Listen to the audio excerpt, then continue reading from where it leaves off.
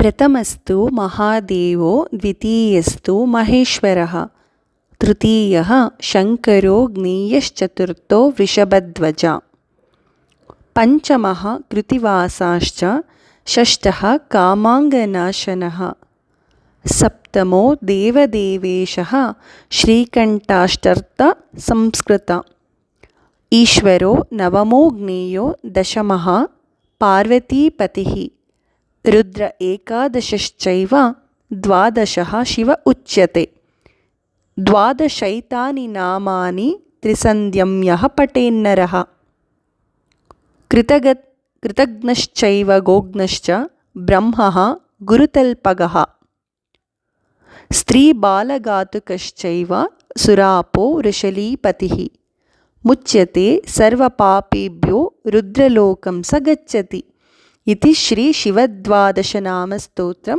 ಸಂಪೂರ್ಣಂ. ಎಲ್ಲರಿಗೂ ಕೂಡ ಧನ್ಯವಾದಗಳು. ಯಾರೆಲ್ಲ ನನ್ನ ಚಾನಲನ್ನು ಸಬ್ಸ್ಕ್ರೈಬ್ ಮಾಡಿಲ್ಲ ಈ ಕೂಡಲೇ ಸಬ್ಸ್ಕ್ರೈಬ್ ಮಾಡಿ ಮತ್ತಷ್ಟು ಆಡಿಯೋ ಮತ್ತು ವಿಡಿಯೋಗಳಿಗಾಗಿ ನನ್ನ ಒಂದು ಪೇಜನ್ನು ಫಾಲೋ ಮಾಡಿ, ಲೈಕ್ ಮಾಡಿ, ಶೇರ್ ಮಾಡಿ, ಹಾಗೆ ಕಮೆಂಟ್ ಮಾಡಿ.